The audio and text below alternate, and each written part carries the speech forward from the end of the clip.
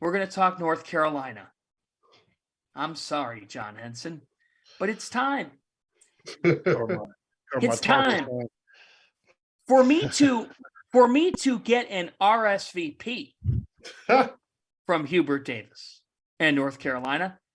They would have had to have been invited to my party, which, as you all know, they were not invited. And on Saturday night, Duke got their revenge. They got their revenge. And as we talk tonight, gentlemen, North Carolina got a nice win over Virginia after their loss to NC State. Sorry, unlike the majority of the people that cover the sport that gave them a pat on the back for beating Florida State and Notre Dame, we don't give pats on the back for beating bad teams. You had to beat Duke. It didn't happen.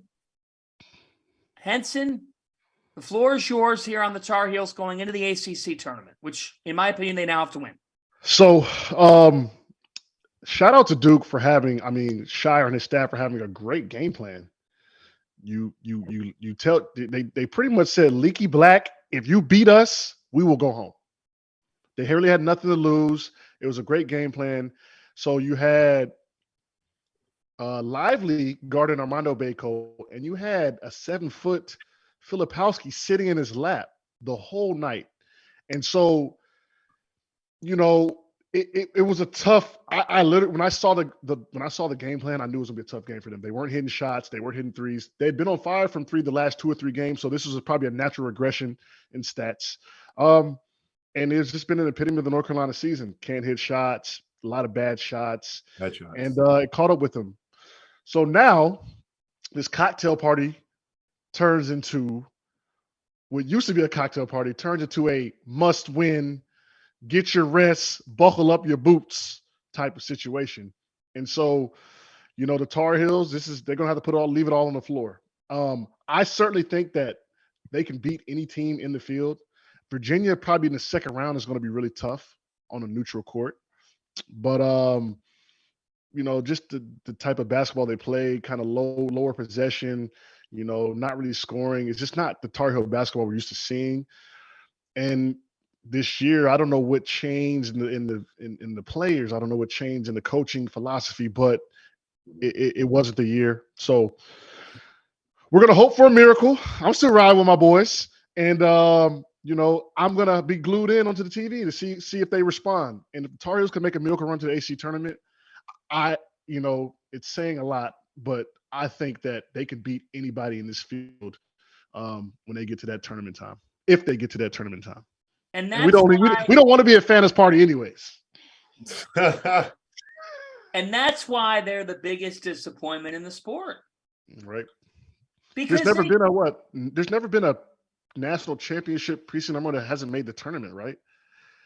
That is season number 1. That is a record of futility that I pray does not come to fruition. You do not want to be remembered as that going out. No, sir. Patrick, what do you make of North Carolina? I mean, I've been confused. Go easy on us.